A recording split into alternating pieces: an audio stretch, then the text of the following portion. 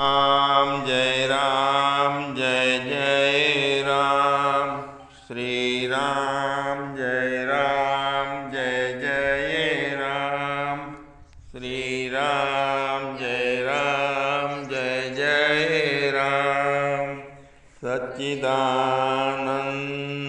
भगवाननी जय सद्गुरु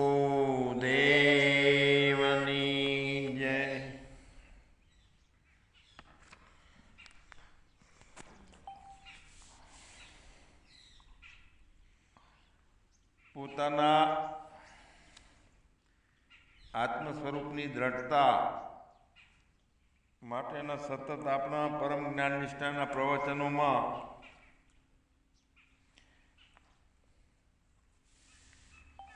આપણને કોઈક વખતે એવું લાગી જાય છે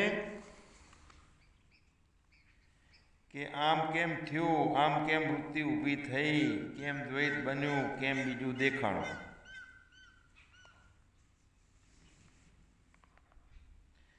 તો આપણે એવી ઈચ્છા થઈ જાય છે કે બહારનું છે એ બદલવાનું, થોડું થોડું થોડું થોડું રહી જાય છે કાંક બહારથી બદલવાનું. કોઈ સમસ્યાઓ બદલવામાં લાગી જઈએ, કોઈ લોકો કેવા મળે છે તેને જ્ઞાન કરીને લોકોને રેડી કરવા માટે લાગીએ, પરિસ્થિતિ બદલવાની ઈચ્છા કરીએ, પોતાનું ભાગ્ય બદલવાની ઈચ્છા કરીએ. તો આ બધું બારે છે, બારે. અને એટલી સજગતા હોય કે બારે છે એ કંઈ બદલવાનું નથી, પણ જેને બદલવું છે એવું લાગે છે ને એને સ્થિર રહેવાનું છે બસ. અંદર જ આપણે બેઠા છીએ તો બહાર કાંઈ છે નહીં, બહાર કાંઈ બદલાતું જ નથી.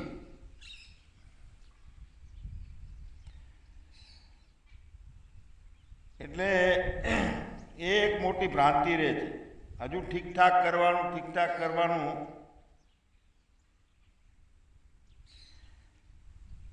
બારે જેટલું છે એને પેલું ચાપટણિયાથી ચાપટ કરીએ છીએ, પણ અંદરની ખડકી બંધ છે.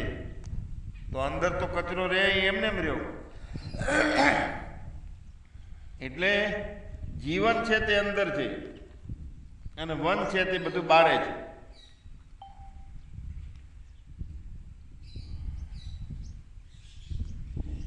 તો આપણે જેવું વાવીએ તેવું લણવાનું છે, એ પ્રમાણે ઉગે જે વાયેલું હોય. પછી જે મહેસૂસ કરીએ છીએ તેવો અનુભવ થાય આપણને, અને જેવું વિચારીએ છીએ એવો દ્રષ્ટિકોણ બની જાય છે, એટલે એવું દેખાય છે બહાર.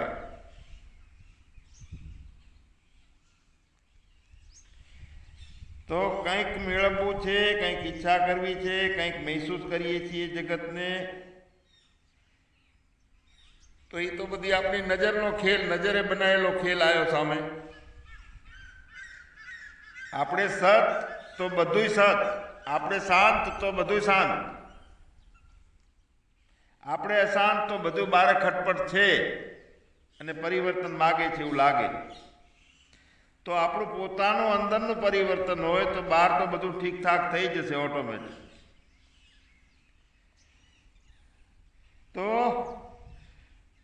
અંદરનો જે બદલાવ આપણો છે, સ્થિરતા, જેમ છે એમ નિશ્ચય, પાકો નિશ્ચય. તો એમાં કોઈ મોટો કારીગરી નથી કરવાની, એમાં કોઈ મોટી સમસ્યા નથી, કોઈ ભારે મહેનત નથી. આમાં એને મોટો વિષય આપણે માની લીધો. પોતાનું હોવું છે એ મોટો વિષય આપણે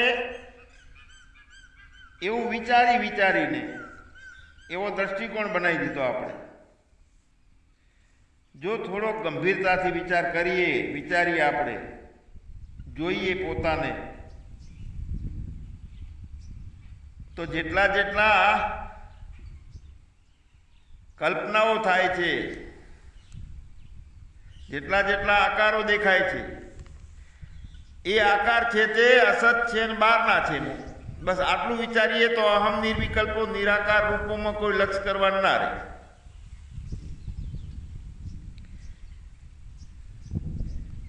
જોઈએ પોતાનામાં ક્યાંય ફોતરા જેટલી ભ્રાંતિક સંશય રહી ગયેલો છે કે હું ચેતન છું ને બીજું બધું મિથ્યા છે એ બાબતમાં, તો પોતાને ચેક કરી લેવાનું અને ચેક કરી અને એ નક્કી કરવાનું કે બારે છે અને કાંઈ બદલવાની જરૂર નથી. પોતે ઠીકઠાક સમજી અને પોતાના ઘરમાં રહે, નિશ્ચયમાં રહે તો બધું ઠીક થઈ જશે. એક નકશો હતો, ભારતનો નકશો ફાટી ગયો. છોકરાએ એના 15-20 ટુકડા કરી નાખ્યા, કાગળનો હતો. તો એ નકશો બહુ જરૂરી હતો એટલે ઘણી એના છોકરા ઉપર ચીડ ચડી, પ્રયત્ન કર્યો નકશો ગોઠવવાનો, પણ ખૂબ બધા ટુકડા થઈ ગયેલા હતા એટલે એ નકશો ફિટ નહોતો થતો. કયું રાજી ક્યાં કેવી રીતનું ને બધું મજા નથી આવતી. હવે એક એની 10-12 વર્ષની દીકરી કે લાવો પપ્પા હું તરત જ નકશો ફિટ કરી નાખું, અને એને તરત નકશો ફિટ કરી નાખ્યો 1 જ મિનિટમાં. તો એના પપ્પા આયા, પૂછ્યું કે એમ કેવી રીતે કર્યો? કે બસ પપ્પા કાંઈ નહીં, પાછળ એક માણસનું ચિત્ર દોરેલું હતું, એ મને ખબર હતી, એ માણસનું ચિત્ર મેં ગોઠવી દીધું. આખા ભારતનો નકશો ફિટ થઈ ગયો એમ. તો એક સાધે તો સબ સદે, સબ સાધે સબ જાય. પાણી મૂળિયામાં પાવાનું છે, પાને પાને જાય.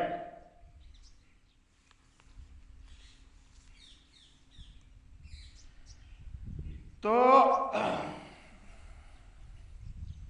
દરેક ખોજીને મુમુક્ષુને બે વાતો વિશેષ રૂપે પોતાની સામે આવે છે, એક સંસાર અને એક પરમાત્મા. વધારે પડતું રક્ષ વ્યવહારિક જીવનમાં વૃત્તિઓ ઉઠે વ્યવહારની અને સંસાર તરફ રહેતું, અને ક્યાંક પરમાત્મા તરફ જતું. હવે જો નક્કી કરેલું હોય કે સંસાર નાશવાન છે, પરમાત્મા અવિનાશી છે, કાયમ રહેવા વાળો છે,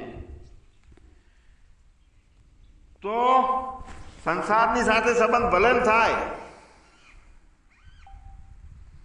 ન્યુટ્રલ ગેરમાં રહી, જલકમલવત રહી અને સંસારમાં સરસો રહે પણ મન મારી પાસ,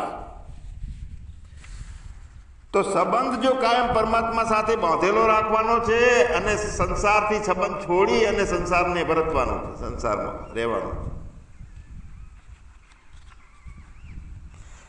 કેમ કે સંસારનો સંબંધ રાખીએ છીએ તો દુઃખ થાય છે, પરમાત્માનો સંબંધ રાખીએ છીએ તો આનંદ છે, દુઃખ પહેરી શકતું નથી અંદર.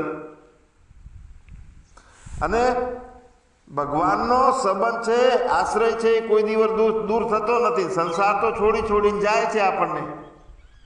જેને જેને મેં મારા માન્ય છે, મારું માન્યું છે, એ ક્યાં રહે છે? બધું જાય છે. આપણે નહીં છોડીએ તો એ તો સરકતો રહેલો છે, એટલે સંસાર છે અને જાય છે.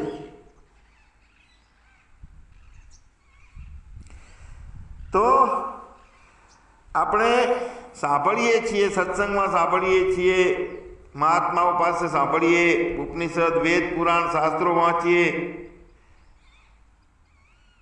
તો વાંચીએ છીએ અને પોતાને માનીએ પણ છીએ.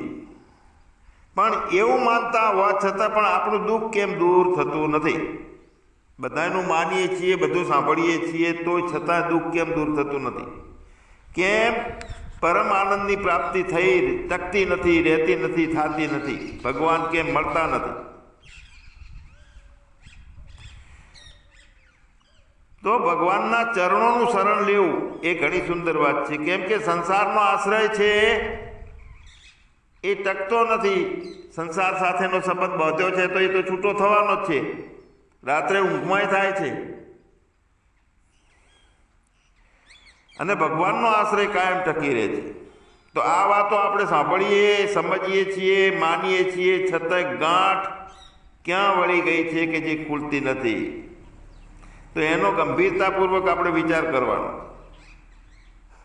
તો એમાં ઘણી રીતે બધી વાતો આવી શકે, પણ એક વાત ઉપર આપણે ખાસ લક્ષ આપવાનું કે એ જે વાતો સાંભળવાથી વાંચવાથી ફક્ત બૌદ્ધિક ને વાતોડિયું જ્ઞાન થાય છે. ફક્ત સાંભળવાથી, ફક્ત આ શબ્દ છે. આત્મજ્ઞાનની વાતો 15-15, 20-20 વર્ષ સુધી સાંભળવાથી, ફક્ત સાંભળવાથી, ફક્ત વાંચવાથી, ફક્ત બૌદ્ધિક અથવા વાતોડિયું જ્ઞાન થાય. હવે પરમાત્માની પ્રાપ્તિમાં પોતાની તીવ્ર અભિલાષા, જબરજસ્ત જિજ્ઞાસા હોય છે ને, જેમ માછલી પાણી વગર તરફડે એવી અભિલાષા હોય છે ને, એ કામ આવે છે. આ ખાસ વાત મહત્વની છે. એટલે આખાને કહેવું પડ્યું કે સાંભળ્યું કશું ને સમજ્યા કશું, આંખનું કાજળ ગાલે કશું. એટલે બુદ્ધિ, બૌદ્ધિક કે વાતોડિયું જ્ઞાન જે છે એ કાંઈ કામ આવતું નથી. અંદર એક આગ ચાલુ હોય પરમાત્માની પ્રાપ્તિની જિજ્ઞાસાની આગ, જબરજસ્ત. એ પણ દુઃખોમાંથી મુક્ત થવું છે એવા અપેક્ષાથી નહીં. એ તો સ્વાર્થની વાત આવી. મસ્ત આનંદ મળશે એટલે સુખી રહેશું, તો એ ઈચ્છા નહીં. પરમાત્મા સુહૃદ છે, પ્રેમી છે, અને એના વગર જીવવું નથી. મીરા જેવી ભક્તિ હોય એમાં.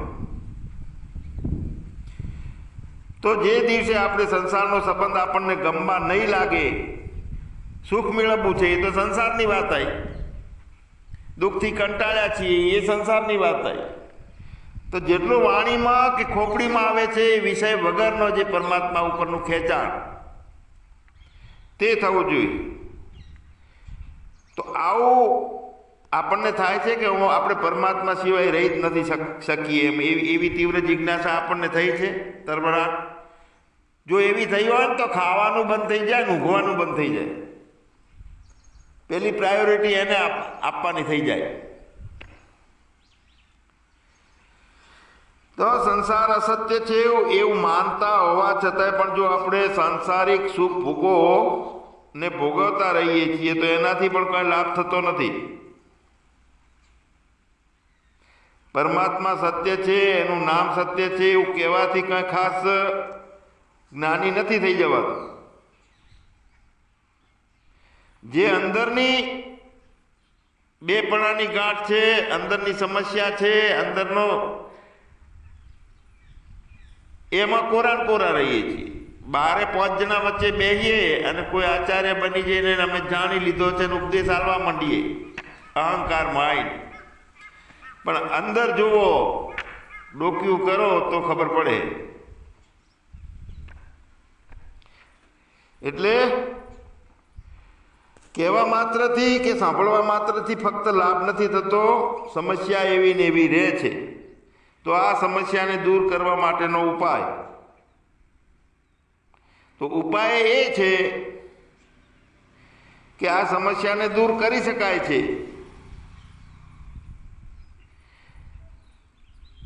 તો જ્યારે સંસારથી સંબંધ ખેંચ પણ રાખતા નથી, સંબંધ એટલે અભાવો નહીં, તરછોડી દેવો નહીં, પણ મુખ્ય જોડાણ આપણે કનેક્ટિવિટી સંસારની નહીં રાખવાની. જલકમલવત સંસારમાં રહેવાનું, પરમાત્મામાં જલકમલવત નથી રહેવાનું,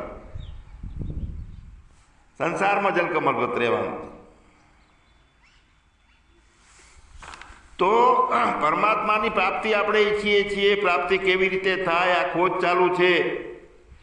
ખૂબ સિદ્ધ બોધની વાતો છે, એની ઈચ્છા રાખીએ, તત્વજ્ઞાનની ઈચ્છા રાખીએ, ભગવાનના દર્શનની આપણે બહુ ઈચ્છા રાખીએ છીએ, અને ભગવાનનો પ્રેમ સતત આપણને મળતો રહે એ પણ આપણે ઈચ્છીએ. પણ આપણી આ ઈચ્છા એ બધી સફળ કેમ ના થઈ? રાખતા તો ઘણા વર્ષોથી રાખીએ છીએ. તો એમાં મોટામાં મોટું વિઘ્ન છે એ આપણી માન્યતા છે. આપણે શું માનીને ભર્યું છે અંદર? ભવિષ્યકાળને ભર્યો છે, ભૂતકાળ ભર્યો છે. આમ કરશું તો સુખી થઈ જશું, લોકો આમ વધારે જ્ઞાની હશે તો મજા આવશે. તો બધી બહારની દ્રષ્ટિકોણ છે આપણો. અને એવી માન્યતા એક ફિટ થઈ ગઈ છે કે આપણું આ યાત્રા ચાલુ છે અને અમુક સમયે ભવિષ્યમાં પરમાત્માની પ્રાપ્તિ થઈ જશે. તો કોણ છો અત્યારે? ભવિષ્યમાં અમુક સમય પછી ભગવત પ્રેમ થશે, પ્રાપ્તિ થશે, એને થોડો સમય લાગશે, અભ્યાસ કરવો પડશે. આ એક માન્યતા છે. તો ક્યારેક ભગવાનના દર્શન થઈ જશે, આપણને વિશ્વાસ છે. તો આ વિશ્વાસની એ માન્યતા છે. સમય પાકશે તો એ જ્ઞાન થઈ જશે. હવે થોડોક સમય અધૂરો હશે તો પરમાત્માની પ્રાપ્તિમાં તો સમય લાગશે, આવી માન્યતા છે. ભવિષ્યની આશા છે કે પ્રાપ્તિ થઈ જશે, આ એ માન્યતા છે. પછી થશે. તો પરમાત્માની પ્રાપ્તિમાં આરી જે માન્યતા છે એ મોટામાં મોટું વિઘ્ન. માન્યતા આપણે આપણી મનમાની ફિટ કરી નાખી છે. હજુ બંગલો બનાવવાનો હોય, ગાડી લાવવાની હોય તો ભવિષ્યની આશા રાખીએ, ઠીક છે. પણ સંસારિક શું છે કે સંસારિક પદાર્થ બધી જગ્યાએ હયાત નથી હોતા, એટલે બહારથી લાવવા પડે. કોઈ વસ્તુ આપણે ખરીદી હોય તો મુંબઈથી લાવવી પડે, કારણ કે બધી જગ્યાએ હયાત નથી હોતા સંસારિક પદાર્થો. જ્યારે ઈચ્છીએ ત્યારે તરત જ હાથ નાખીને મેળવી નથી શકાતા. પણ પરમાત્મા તો બધી જગ્યાએ હયાત, હાજરા હાજુર છે. ઘાસ ચાસ પાસમાં વિશ્વપતિનો વાસ. જેટલા દેશ હોય, જેટલી વસ્તુ હોય, જેટલા કાળ હોય, જેટલું લંબાણ હોય, બધા વ્યક્તિઓ હોય, બધા પ્રાણીઓ હોય, બધામાં હાજરા હાજુર છે, વિદ્યમાન છે. તો એમની પ્રાપ્તિ માટે ભવિષ્યનું શું કામ છે? તો આ એક મુખ્ય માન્યતા છે. એમાં સાધકોનું આપણું ધ્યાન જતું જ નથી. આપણે માની લઈએ છીએ કે આટલા સાધન કરશું ને આટલા નામ જાપ કરશું તો આટલું આવી રીતના રહેશું તો આવી આવી વૃત્તિઓ બનશે, એટલે અંતઃકરણ શુદ્ધ થશે. અંતઃકરણ શુદ્ધ થશે એટલે વૈરાગ આપવું તો આવશે અને ટકશે, અને ભગવાનમાં આટલો પ્રેમ થશે. આવી બધી અવસ્થાનો આ વિશેની આપણી આવી યોગ્યતા થઈ જશે ધીરે ધીરે. અને પછી માનીએ કે તો ક્યારેક પરમાત્માની પ્રાપ્તિ થઈ જશે. પરમાત્મા હાજરા હાજુર છે. પરમાત્મા બધે છે, બધા રૂપે છે અને બધામાં છે. બધામાં હોય તો અહીંયા છે, બધે છે તો અહીંયા છે, મારામાં છે. અને છતાં એક વાત એટલી અંદર ધારણ કરીને બેઠી ગયા હોય છે, માન્યતા કે થઈ જશે. એમાં ક્યાં ઉધારી છે થઈ જશે? તો અનેક અડચણો આપણે જાતે ઊભી કરી છે. આ બધી આપણી અડચણો છે, પરમાત્મા માટેની માન્યતાની અડચણો. જે દિવસે આપણા અંદર એક જબરજસ્ત વેગ ચાલુ થઈ જાય, પરમાત્માની પ્રાપ્તિ, પરમાત્મા વગર રહેવાતું નથી, તો એવી અભિલાષા જ્યારે જાગૃત થઈ જાય આપણને, તો પરમાત્મા તરત જ પ્રાપ્ત થઈ જાય છે. ક્યાંય દૂર નથી ને બીજો નથી. એક તીવ્ર ઈચ્છા થાય કે મને પ્રાપ્ત થવો જ જોઈએ ને હમણાં જ ને અત્યારે જ. તો એ ટાઈમે એ જ દિવસે પરમાત્માની પ્રાપ્તિ થઈ શકે છે. સાધકની યોગ્યતા, અભ્યાસ અને એના બળ પર પરમાત્માની પ્રાપ્તિ થઈ જાય એ બધી એક ખોટી વાત છે. વધારે અભ્યાસ કરેલો હોય તો એ જ નડે છે. પણ અભિલાષા સતત એકની એક રહે,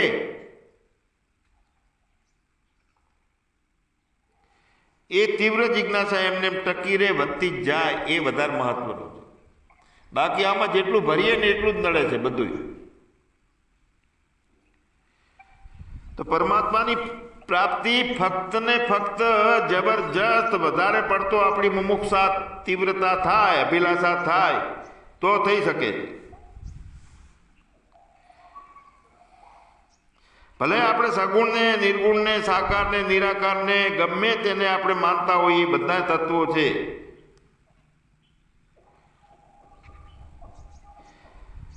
પણ જેને માનતા હોય એના વગર રહેવાય નહીં, ચેન ના પડે. મીરાબાઈની જેમ મીરાબાઈ કહેતા મારાથી પ્રભુ તમારા વિના હવે રહેવાતું નથી અને હવે મને ક્યાંય દૂર ના કરશો.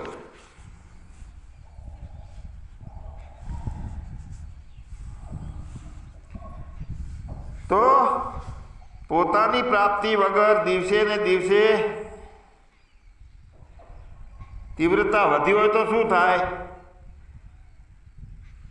એ પ્રાપ્તિ ના કરીએ ત્યાં સુધી ભૂખ ના લાગે, રાત્રે ઊંઘ ના આવે, કોઈ ચેન પડે નહીં કે ભગવાન તમે મને કેવી રીતે મળશો. પછી અંદર રોવાનું ચાલુ થાય. ના સફળતા મળતી હોય તો અર્થાર્થી એટલે સુખ મેળવવું છે અને દુઃખ ના આવવા જોવે તો એ અર્થાર્થી છે. પણ જિજ્ઞાસુ માટેનો આ વિષય છે. જિજ્ઞાસુ, પરમ જિજ્ઞાસુ. અને પરમ જિજ્ઞાસુની શક્તિ ઓછી પડે છે ત્યાં અર્થતા જોઈએ, કાકલુદી કરવાની. પરમાત્મા પાસે રોવાનું, રડવાનું રહેવાતું નથી. હવે ક્યાં સુધી રવડાઈશ? તો અર્થાર્થી, જિજ્ઞાસુ, અર્થ અને જ્ઞાની ભક્ત ચારે ચાર ભક્ત છે. અર્થાર્થી એ પણ ભક્ત છે. એટલે દુઃખ મટી જાય, કાયમ આનંદ ટકી રહે તો આ અર્થાર્થી છે. હૃદયમાં પ્રત્યેક ક્ષણે વ્યાકુળતા વધે.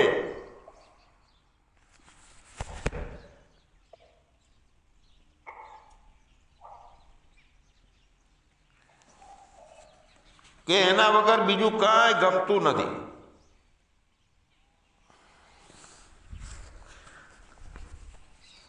જો વિષય ભોગ,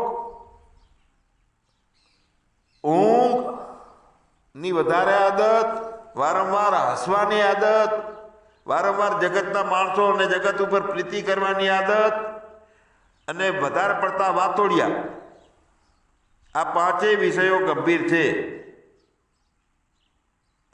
જ્યારે આ પાંચેય વિષયો ગમવાના બંધ થઈ જશે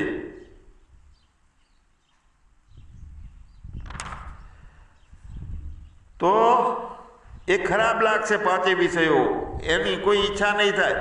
વધારે પડતી વાતો, વધારે પડતો જેની તેની સાથે ચોંટવાનું, આખો દિવસ હસવાનું. નારાયણ હરિ લગન में ये पांचों न सुहात, विषय भोग निंद्रा हसी जगत प्रीति बहु बात.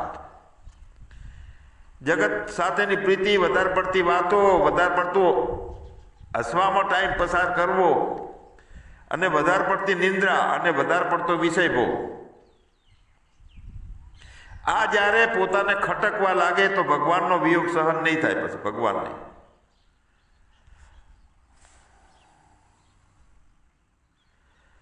મતલબ એ થયો કે પરમાત્મા સિવાય બીજું કોઈ વાલું નથી. નથી કોઈ ભોગ વાલો, નથી નિંદ્રા વાલી, નથી હસવું વાલું, નથી જગતની પ્રીતિ વાલી, નથી ઘણી જરૂર વગરની વાતો નથી વાલી લાગતી. આવું પહેલા શરૂઆતમાં થાય. કેમ કે એની નિશાની છે પરમાત્મા જ ગમે છે. પરમાત્મા ગમ્યા પછી એ જેમ પરમાત્મા સર્ગ મુક્ત હોય એ પ્રમાણે જીવન હોય. મતલબ એ છે કે પોતાનો પ્રભુનો પ્યાર જે છે એ મોખરે રહે અને એના વિયોગમાં આપણે દિવસો વિતાવીએ છીએ. બીજું મળે તો ગમતું નથી, જે જોવે છે એ મળતું નથી અને એ મળતો નથી તો આપણે આરામથી ઊંઘીએ મસ્તીથી. વધારે પડતા શરીરના સુખ કેવી રીતે મળે એ ભાવમાંથી બહાર નીકળતા નથી. તો પરમાત્માનો વિયોગ નથી ચાલતો અંદર આપણને. એમ ભગવાન કહે છે કે આટલાથી જ કામ ચલાવો, બીજું જરૂરી નથી. એટલા માટે ઈચ્છા પૂરી થતી નથી કરતા ભગવાન આપણી. પણ જે ભગવાનને માટે દુઃખી થઈ જાય તો એનું દુઃખ ભગવાનથી સહન થતું નથી. ભગવાન માટે દુઃખી થઈ જાય તો એનું દુઃખ ભગવાનથી સહન થતું નથી. જેને કોઈ ઈચ્છા ના હોય, અવ્યભિચારીની ભક્તિ હોય, કાંઈ જરૂર ના હોય. કૃષ્ણ ભગવાનને ક્યાં જરૂર હતી? કેટલું બધું કર્યું. પોતાના માટે કાંઈ જરૂર ના હોય, જાગવાનું, ઊંઘવાનું, ખાવાનું કે સત્સંગ કરવાનો કે બીજા જોડે બધાને આવો આવો કરીને આદર સત્કાર કરવાનો. અંદર કોઈ લવલેસ, કોઈ બીજી ઈચ્છા ના હોય અને બીજાને દુઃખી કરી અને પોતે દુઃખી રહેતો હોય તો અને શરીર બાબતનું લક્ષણાવંતર ભગવાન માટેનું દુઃખ છે. એને આપણે ભગવાન માટે દુઃખી થઈએ છીએ કે ભગવાનની તરફ બધાની દ્રષ્ટિ જાય અને બધા ભગવાનને પ્યાર કરતા રહે અને જીવનમાં બળતરાઓને કાઢે. તો ભગવાન માટે દુઃખી થતા હોય તો એ દુઃખ ભગવાનથી સહન થતું નથી. બથ ભરી આવે, આ સામે દોડીને આવે. તો ભગવાનને મળવામાં કોઈ વાર થતી નથી. ભક્તનું ભગવત પ્રાપ્તિનું એક વિષય છે અને ભગવત પ્રાપ્તિનો જે વિષય છે એ ભગવાન ભક્તનો વિષય છે અને એ ભક્તનો વિષય છે. એ એનું દુઃખ છે તો એ દુઃખ પરમાત્મા સહન નથી કરી શકતા, સામે દોડીને આવે છે. કારણ કે એ કરુણા નિધાન છે, દરિયો છે સાહેબ દયાનો. સંસાર આખે આખો છતાંય દુઃખી છે. ભગવાન આટલો દયાનિધિ છે, કરુણા સાગર છે, પછી કહે છે કે ભગવાને આવી રીતનો દુઃખો ઊભા કરવાની ક્યાં જરૂર હતી? આવા દુઃખો ઊભો ના કર્યો હોત તો શું હતો? તો સંસારમાં બધા દુઃખને માટે દુઃખી થઈ રહેલા છે. બધાને દુઃખ જોવે છે, એને હજુ આફતો વરે છે, આફતો જોવે છે, હજુ ધન જોઈએ છે. એક પુત્ર થઈ જાય અને છોકરો થઈ જાય તો મારો શાંતિથી જીવ જાય. કાઢી લો લાટા બધા. વેલો વધારવો છે. તો આપણે ભગવાન માટે જો દુઃખી થઈએ તો તે તરત ભગવાન આવી જાય. આપણને હજુ ખૂબ મેળવવું છે, વધારે દુઃખો મેળવવા છે અને એમ લાગે છે કે આમાંથી સુખ છે, પદ ને પ્રતિષ્ઠા, પૈસો ને સંતતિ. તો કેવલ્ય ઉપનિષદ કહે છે કે ન કર્મણા ન પ્રજયા ન ધનેન ત્યાગેન કે અમૃતત્વ માનશું. સંતતિથી, સંપત્તિથી કોઈથી પ્રાપ્ત નથી થતો. ફક્ત ને ફક્ત બધાય ઉપર વૈરાગ થાય, બધી વસ્તુ ઉપર નફરત, અંદરથી રાગ ના રહે, એના સાથે સંબંધ ના રહે, પરમાત્માની પ્રીતિ વધારે રહે, મુમુક્ષા વધારે રહે. તો ત્યાગે ને કે અમૃતત્વ માનશું. એટલે અંદર એકમાત્ર એક જ લગ્ન પેદા આપણને થઈ જાય કે ભગવાનના દર્શન કેવી રીતે થાય, ભગવાન કેવી રીતે મળે, શું કરું, ક્યાં જાઉં. તો એવી આતુરતા વધતી જ જાય અને એ આતુરતાની અંદર ભગવાનની પ્રાપ્તિ નથી થઈ એનું દુઃખ આમ છલકાતું હોય બરોબર. તો એ વખતે અને આવું આપણને થવું જોઈએ, દરેકને થાય છે, ઓછું થાય છે. ભગવાન દરેકને આકર્ષણ કરે છે અને પોતાના તરફ ખેંચતો રહેલો છે. એટલે કર્ષતી આકર્ષતી ઇતિ કૃષ્ણ એમ કે છે. કૃષ્ણ એટલે જે આકર્ષણ કરે છે.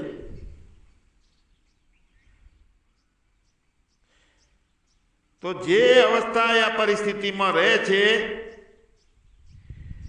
અને એને પણ એમાં પણ ભગવાન એને ટકવા દેતા નથી આપણને. જે આપણી પરિસ્થિતિ હોય, પ્રાણી હોય કે મનુષ્ય હોય, જેને જે અવસ્થા હોય, જે પરિસ્થિતિ હોય, તો એમાં ભગવાન વારંવાર એ પરિસ્થિતિઓને બધું કેમ બદલાવ ચાલુ કર્યો છે એણે, તો એમાં ટકવા નથી દેવા આપણને. આપણે એનું ખેંચાણ છે પરમાત્માનું, આપણને એની તરફ ખેંચે છે. જાગ્રત જીવ, સ્વપ્ન આવ્યું, સ્વપ્નની અવસ્થા જઈ, સુસુપ્તિ આવી, યુવાની આવી, બાળપણ ગયું, વૃદ્ધાવસ્થા, એ બધું કેમ બદલાય છે કે આ પરમાત્માનું નોતરું છે. આમંત્રણ પત્રની કંકુત્રી આવી રીતની છે પરમાત્માની કે હું વારંવાર બદલાવું છું, મારે તને એમાં ટકવા નથી દેવો, કેમ કે હું તને ચાહું છું, મારી પાસે લેવો છે તને. પરમાત્મા સાથે લગ્ન કરવા માટે પરમાત્મા બોલાવે છે અને એની કંકુત્રી આવી રીતની છે કે બધું પરિવર્તનશીલ બનાવ્યું છે. તો બેપણું આપણને થાય છે, હતું જ્ઞાની થઈને સમજ્યા અને અદ્વૈતમાં રહીએ છીએ તો બોધ પહેલાનું દ્વૈતપણું એ મોહના કારણે બનેલો હતો, મોહના કારણે દ્વૈતો. અને હવે જો મોહ ચાલુ રહે અને આપણે જ્ઞાની થઈ ગયા છીએ તો એ દ્વૈતપણું એ સંસારનું થયું, સમજનું દ્વૈતપણું નથી. બોધ થઈ જવાથી ભક્તિને માટે બુદ્ધિથી કલ્પિત જેટલા દ્વૈત અદ્વૈતથી પણ વધારે સુંદર છે. વાસ્તવિક તત્વ તો અદ્વૈત જ છે. ભક્તિ છે તે અદ્વૈતથી સુંદર છે બોધ થઈ ગયા પછી દ્વૈતપણું રહે, મળવાનું, ફરવાનું, આનંદ કિલ્લોલ કરવાનું, પણ ભક્તિ હોય, પરમાત્મા સાથેનું જોડાણ એ અદ્વૈત કરતાં પણ આગળ છે. સમરસતા એટલે મને ખબર છે કે મને એટલો બધો પ્રેમ ભાવ થતો પરબતસિંહ બાપા ઉપર, હું અઠવાડિયું થાય દોડી જાઉં અને રહી તો એકું જ નહીં, દરરોજ 5-10 ફોન કર્યા હોય અને થોડીક જ્ઞાનની અંદર ઝલકાય ને એટલે એ પ્રેમ ઓછો થવાનો. પછી તેમ કહું કે મારે હવે આ વેદાંતની વાતો નથી સાંભળવી, બંધ કરો. કેમ ભાઈ, શું થયું? જ્ઞાન અને ભાવ બંને ભેગો કેમ ટક્યો નહીં? હું જ્ઞાની થઈ ગયો, મેં જાણી લીધું. જેટલી કાકડુદી, જેટલું એમને મળવામાં તલબ હતી, ક્યારે પહોંચીએ. હકીકતમાં પરમાત્મા ઉપર એટલો પ્રેમ ના રહેતો હોય ને તો પરમાત્માને જેને પ્રાપ્તિ કરી લીધી છે ને એના ઉપર એટલો પ્રેમ હોવો જોઈએ પરમાત્મા જેટલો. અર્જુન સમોવડિયા માનતા હતા ભગવાનને, ત્યાં સુધી ક્યાં મેળાયો? પછી પરમાત્મા ભગવાન ઉપર શ્રદ્ધા થઈ, પ્રેમ થયો. એટલે તત્વની પ્રાપ્તિ વગર દિવસે ભૂખ નથી લાગતી, રાત્રે ઊંઘ નથી આવતી. એવું લક્ષણ આપણું કોઈ દિવસ થયું હોય તો આપણે વિચારો, અંદર ગોતી લો કે થયું હતું એ. ભગવાને ગીતામાં કીધું કે અર્જુન, બ્રહ્મલોકથી માંડીને જેટલા લોકો છે, વિષ્ણુ લોક છે, જે કાંઈ પાતાળ લોક છે, બધા પુનરાવર્તી એટલે કે જેને પામીને પાછા સંસારમાં આવવું પડે છે. બ્રહ્મલોક પ્રાપ્તિ કરી હોય તો એને પાછું સંસારમાં આવવું પડે. તો એવા પુનરાવર્તી લોક છે આ બધા. તો કે છે કે હે અર્જુન, મને પ્રાપ્તિ પામીને પુનર્જન્મ થતો નથી. મતલબ શું થયું અહીંયા? ભગવાનની પ્રાપ્તિ વગર મનુષ્ય ક્યાંય પણ ટકતો નથી. વારંવાર જન્મે છે, વારંવાર બીજી અવસ્થાઓમાં જાય છે. જો ટકવું હોય અને ઠરવાનું હોય તો એ પરમાત્મા લગારે દૂર નથી, હૃદયની અંદર હાજરા હાજર પ્રગટ છે. હજુ એની એક નિશ્ચય થઈ જાય કે બીજું કાંઈ છે નહીં, હું જ છું, એ નિશ્ચયમાં બદલાતો ના રહે નિશ્ચય, તો પણ એ થઈ જાય. પરમાત્માને પામવાથી જ મનુષ્ય સ્થિર થાય છે, ટકે છે એક જગ્યાએ. અને એવી જગ્યાએ ટકવાનું રહે છે કે મનુષ્ય વળીને પાછો સંસારની સાથે સંબંધ જોડતો નથી અને જલકમલવત સંસારને નોખો માનતો નથી પરમાત્માથી. તો જ્યાં જ્યાં જવાથી મનુષ્ય વળીને પાછો નથી આવતો તે મારું પરમ ધામ છે. યદગત્વા ન નિવર્તન્તે તદ્ધામ પરમમ. એક વખત નક્કી એટલે નક્કી કે હું છું એટલે બીજામાં જતો જ નથી. આપણે ભલે ગમે એટલી શક્તિ લગાડી દઈએ તોય કોઈ દિવસ શરીર રહેવાનું નથી, કુટુંબ રહેવાનું નથી, સંસાર રહેવાનો નથી, આપણી વસ્તુ છે એ રહેવાની નથી, આપણી ઇન્દ્રિયો નથી રહેવાની એની. આપણે માનીએ છીએ એ સંસારનું છે બધું, જેટલું માન્યતા કરીએ.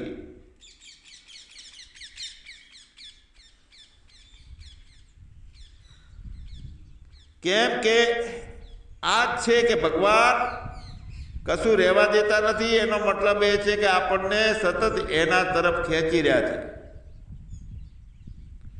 અને એ પરમાત્માની કૃપા છે કે એકે કશું રહેવા દેતા નથી. કુટુંબ, શરીર, સંસાર, વસ્તુ, પરિસ્થિતિ કોઈ સદાય રહેતું નથી. જો સંસારથી આપણે સંબંધ એટલે વૈરાગ રાખશું, નફરત નહીં વૈરાગ, તો ભગવાનની પ્રાપ્તિ થઈ જશે અને કાયમ માટે સુખી થઈ જશું. પણ જો પાછા એની રામલીલામાં ચાલુ રહેશું, રચ્યા પચ્યા રહેશું સંસારમાં, તો દુઃખનો અંત કદી આવતો નથી. ના રોજ નવી નવી જાતના ગતકણા, નવી નવી જાતના દુઃખો આવતા રહે છે.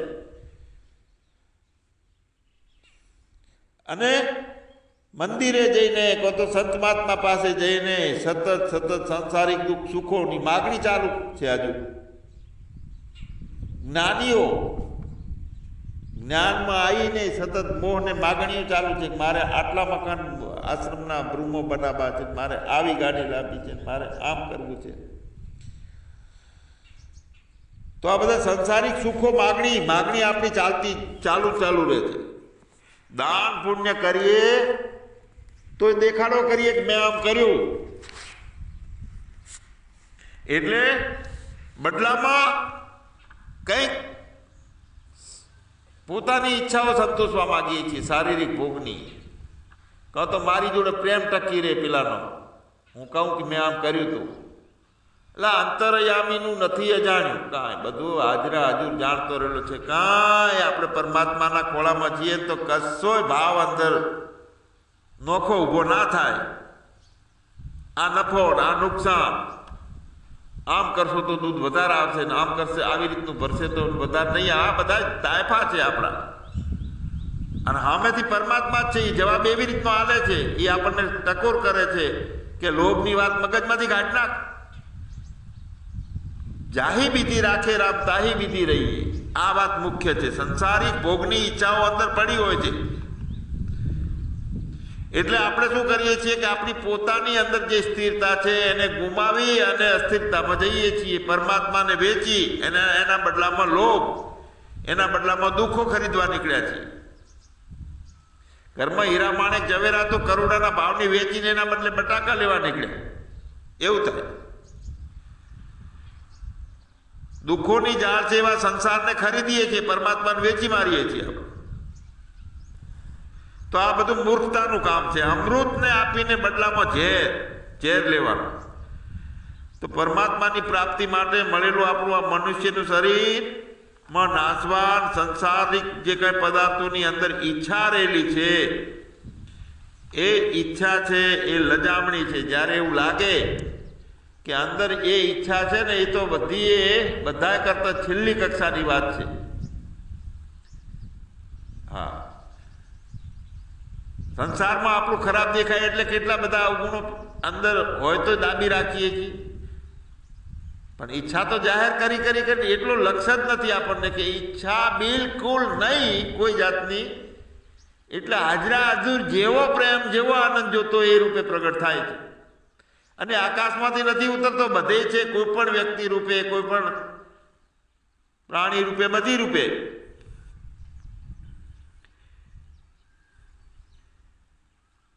તો ઈચ્છાઓ વગર રહી શકાતું નથી. તો પછી એ વખતે આર્ત બનવાનું, ભગવાનને પ્રાર્થના કરવાની કે ભગવાન ભોગ પદાર્થોની માગણીઓ અમારાથી નાબૂદ થતી નથી, તો તમે એને મટાડવા માટે અમને એવું બળ આપો, તમે કાંક કરો, આવી પ્રાર્થના. પણ આપણું શું છે? ઉલટું છે. ભોગ અને પદાર્થોની માગણીઓ અને એનો સંતોષવા માટેનો એનો રસ છે, રસ ખતમ થતો નથી. અંદર બીજો રસ ભરેલો હોય છે. તે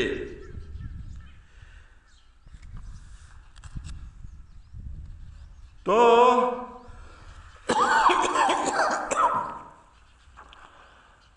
ભગવત પ્રાપ્તિની ઉત્કળ આમ જબરજસ્ત અભિલાષા છે. એ ના હોય આપણી તો પણ ગભરાવાની જરૂર નથી. હવે થોડીક શાંતિ આલે એવી વાત કરી. બધાને એવું ના હોય. પણ ગીતામાં બીજા અધ્યાયમાં વાત કરી છે નિશ્ચયાત્મિકતા બુદ્ધિ. બુદ્ધિ નિશ્ચયવાળી હોય, અટલ બુદ્ધિ હોય, એક જ દ્રઢતા હોય, એક જ દ્રઢ નિશ્ચય કરી લીધો, એક જ પરમાત્મા તરફ જ ચાલવું છે. બીજું બધું આવે તો આખું ખસી જશે, ના ખસે તો આકોટો કરી કાઢી નાખીશ વચ્ચે. પણ દ્રઢ નિશ્ચય જે છે એક જ ધાર્યો, એ નિશ્ચય આમ અતૂટ નિશ્ચય. તો ભગવાન તરફ ચાલવાની આટલી અભિલાષા જ નિશ્ચયની જે છે અને પરમાત્માને મળવું છે એ જાગ્રત રાખવાની છે. સતત એને ભૂલવાની નથી. બીજા ડખામાં ક્યાંય વધારે પડતું લક્ષ હાલવા જવાનું નહીં. તો આ અભિલાષા જે અંદર પડેલી છે ને તો એ ઉત્કટ આમ પ્રગટ થઈ જશે. તો શું કારણ છે? પ્રભુની અભિલાષા છે એ સાચી છે અને સંસારની આશા ખોટી છે. પરમાત્માની આશા સાચી છે તો આશા રાખવાની, પરમાત્માની જ રાખવાની, સંસારની કદીએ નહીં રાખવાની. કારણ કે આપણે પોતે કોણ છીએ? હકીકતમાં આપણે પોતે અવિનાશી છીએ સ્વરૂપથી, પોતે જ પરમાત્મા સ્વરૂપે જ છે અને પરમાત્મા એ અવિનાશી છે. આપણે પોતાનું પણ અવિનાશીપણું છે. તો સંસાર અને સંસારની બધી વસ્તુઓ બધી અવિનાશી નથી, નાશી છે, નાશી. તો પરમાત્મા અવિનાશી માટેની આશા વધારે જાગૃત રહે તો બહુ મોટું કામ થઈ જાય છે એનાથી. પણ વચ્ચે ખટપટ કરી અને નાસીને વળગવા જઈએ છીએ તો ભૂલ પડી. સાધનાના માર્ગમાં માલિકની ઘેર જવાની યાત્રામાં સાધક વાણીથી, વર્તનથી, નર્તનથી, કીર્તનથી બધી રીતે બહિર્મુખ થાય, પણ ઈચ્છા જે છે એ અતૂટ હોય અંદર. આશા પરમાત્મા જ સત્ય છે, એને જ પ્રાપ્ત કરવાનો છે. તો આનાથી મોટું કામ થઈ જશે. કોઈ ગભરાવાની જરૂર નથી. સચ્ચિદાનંદ ભગવાનની જય, સદગુરુ દેવની જય.